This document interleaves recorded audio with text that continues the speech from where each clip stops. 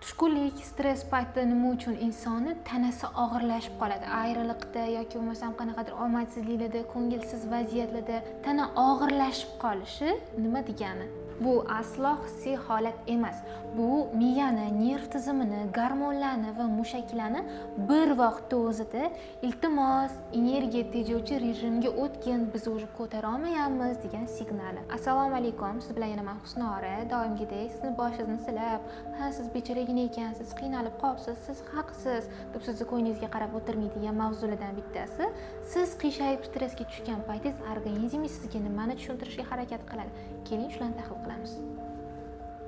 Asabi bo'shlar va doimiy dabdabador gaplarga o'rganib qolgan insonlar meni kuzatmang, shunchaki o'tkazib yuboring. Keyingi video siz uchun mosroq tushishi mumkin. Chuqur tushkunlik vaqtida miya jarayonni katta xavf, ya'ni xavfsiz jarayon emas, kurashishga bo'lsa kuch ketkazib qo'yishimiz mumkin deydi va avtomatik ravishda tana xavf signalini yoqadi, ya'ni harakatni kamaytiradi.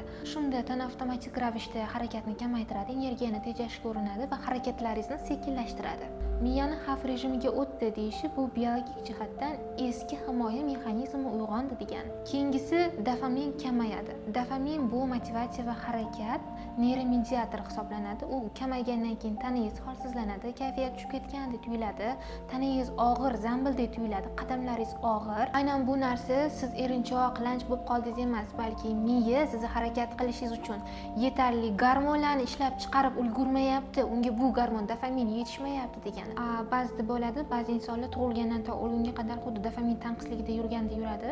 Bu jarayonni tushkunlikka umuman aloqasi yo'q. Ba'zida hamma narsani og'zi burnidan tiqib to'ldirib qo'ysangiz ham qarshingizdagi inson sizga so'narib-da, umringiz oxirigacha hiqildog'ingizga keltirib, xuddi bir narsasini siz yeb u qurib qolgandek qiyshayib o'tishi mumkin. Bu jarayon tanada dopamin yetishmayotganda emas, balki boshlang'ich davrda tarbiyani va kaltakni kamgina bo'lganida aynan ba'zi bir maqsad yoki bo'lmasam sochimlash jarayonidagi qo'llab-quvvatlash jarayoni ozgina yetishmayotgandan bo'lishi ham mumkin. Aynan bu narsani temperamentga ulashning hech keragi yo'q, chunki aynan kim men temperament va ozgina kamlik qiladigan insonlarni yaxshi ajrata olaman. Buni siz ham ajratib ola olasiz degan umiddaman. Kortizol faoliyati buziladi. Bunaqa vaziyatda boshida avval inson o'zini jangga tayyor, butun hayotidagi jarayonlar uchun qiyshayib, o'zini o'zi ezib-da, butun olamdan o'ch olayotgan qahramondek his qilishni boshlaydi. Lekin bu jarayon avval ko'tariladi, organizmda to'lib toshadi, keyin bu kortizolni quvvatiga tana dosh bera olmay qoladi. Bo'g'imlarda, yelkada og'riq, umurtqada og'riq, tanada bosim yoki bo'lmasam haddan tashqari lanchlik ayni shuni natijasida kelib chiqadi. Keyingisi nerv tizimi muzlash tempiga o'tib oladi. Bu jarayon qanday bo'ladi? Ya'ni miya men boshqa ko'tara olmayman, bo'ldi, qocha olmayman signal bersa, uzatsa, organizm harakatlarni yoki bo'lmasam o'sha reaksiyalarni hissiy anglash yoki hissiy emotsional chiqarish jarayonini sekinlashtiradi. Bunaqa jarayon odatda travmalardan keyin juda ham ko'pchilikda kuzatiladi. Normalniy maqsadi yo'q, hayotda o'sha jerda va yoki bo'lmasam bola pozitsiyasida mas'uliyatni yelkasiga olib yashash xohlayman demaydigan insonlarda bu jarayon o'zidan uzoq davom etadi. Siz aytmayman bu hissiyotni deb o'zingizga o'zingiz urush ochasiz, tipa siz o'zingiz qiynaganingizdan keyin atrofdagi inson vijdoni qiynaladi. Yo'q, qadrtonim, bu jarayonda xuddi ko'kragingiz qisillayotgandek yoki taranglashayotgandek bo'ladi. Chuqur nafas ola olmaysiz, nafas oxirigacha ham chiqaza olmaysiz. Bu panikada qoladi va psixik jarayonda ujib buzilish og'ishi bor insonlarda mana bunaqa ko'rinadi. Bo'laveradi. Gapirayotganda yoki bo'lmasam gapirib bo'lganda, nimalardir o'ylayotganda o'z-o'zidan reaktiv kelib chiqaveradi bunaqa jarayon. Shuning uchun esingizda tuting, men bo'ldi, qahramonman deb oltin tojingizga kiyib, o'zingiz rahmingiz kelib achinishingizdan avval siz qabul qilishni istamayman bu hissiyotni menda borligini deb bostirib olsizmi? U bo'ldi, meni xohlamayotgan ekan, chamadonni yig'ishtirib siz ichingizdan chiqib ketmaydi. U bir burchakda borib, o'zini yulduzli daqiqalarni kutib yotadi. Portlashi, isterika qilishi, vasvasa qilishi, qaltiroq tutishi, tushunasizmi? Shuning uchun bilib joyida isterika qilmasdan muammoli vaziyat keldi, muhokama qilishni o'rganing, tamom. Keyingisi uyqu va serotonin buziladi. Assalomu alaykum. Tana o'zini o'zi quvvatini tiklab olish uchun serotonin muhim o'sha gormonlardan bittasi hisoblanadi, neyromediatorlardan bittasi hisoblanadi. Siz uxlamadingiz, uyqu 3 kungacha buzildi. Ya'ni bu neyromediator ishlab chiqarishi va balansga keltirish jarayonini qo'ldan chiqarib qo'ydi degani. Siz charchaysiz, adenozin gormon bor, miyada yig'iladigan suyuqlik gormon, farqi yo'q.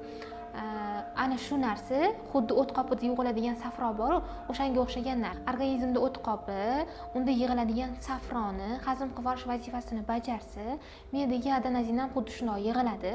Uyqu vaqtida u yig'ilgan adenozinni miya hazm qilib ulgurishi kerak. Vaholanki siz 3 kungacha bu jarayonni takrorladingiz, bu faoliyat ishdan chiqdi degani. Aytaylik, buyrakdagi o't qopingiz yo'q. Safro qatga yig'iladi. Hech qayerga yig'ilmaydi, u organizm bo'ylab tarqaladi. Qaysidir yaqin tana a'zolaringizni yoki bo'lmasa nimalarni ham ishdan chiqarishi mumkin. Miyada ham xuddi shunday. Bu yig'ilgan modda o'zini o'zi hazm qilib ulgurmadimi? Bu imkon bermadingizmi uyqu faoliyatingizni misol uchun kapelkani betiga qo'yib, u miya faoliyatingizni zararlashni boshlaydi. Assalomu alaykum. Keyin nafaqat sizning kayfiyatingizdagi gormonlar, balkim sizni organizmingizdagi buzilishlar yetmaganiga sizni tafakkur, tahlil, tasavvur jarayonlaringiz, nutq, xotira faoliyatingiz ham bordingiz o'zingiz qo'lingiz bilan degan joyi. Ular buziladi va sizga kutgan reaksiyangizni bermay qo'ysa, siz mendan emas, balki o'zingizdan o'sha jarayonni nazorat qilib mas'uliyatni bo'yningizga olishni istamagan pozitsiyangizdan xafa bo'lganingiz ma'qulroq. Keyingisi, nega yashayapman degan savolga sizda javob bo'lmaydi, chunki siz normalniy uxlamayapsiz, uxlashga bermayapsiz, o'zingiz qiynayapsiz, o'zingiz tipa kaltaylayapsiz bo'lgan jarayonlar uchun assalomu alaykum, tahlil, tafakkur jarayonlari siz bilan уже xayrlashyapti degani. Ma'no nima bu jarayonni? Oq qora bo'lib, qora balkim oq bo'lib chiqsa-chi deb o'zingiz xursand qilib, beshintekda qum o'ynab o'tib ketasiz umringiz oxirigacha. Mendan xafa bo'lmanglar. Men borni tirs-tirs etib qo'yadigan insonman. Da, ba'zida bu o'zingizni o'zingiz ezib, qiynab, o'zingizga o'zingiz rahmingiz kelib, oynaga qarab, indizga qo'shib qo'yib, ezilib, yig'lash zo'r, ba'zida gap bo'lishi mumkin emas. Lekin buni ham chegarasi bor. Ba'zida shunchaki o'zingizni qo'lga olib, yig'ishtirib olish eng katta yutuq bo'ladi. Yakun, xulosa, bu jarayonda nima qilish kerak? Bu jarayonda hayotingizdagi vaziyatga nisbatan mas'uliyatni o'zingiz bo'yningizga olishingiz kerak. Qo'pol qilib aytganda, tetskilik qilmasdan, xo'p, qarashli vaziyat bo'ldi menda. Nimalarni xohlagandim, nimalarni yo'qotdim. Jarayonni to'g'irlash uchun nima qilishni boshlashim mumkin?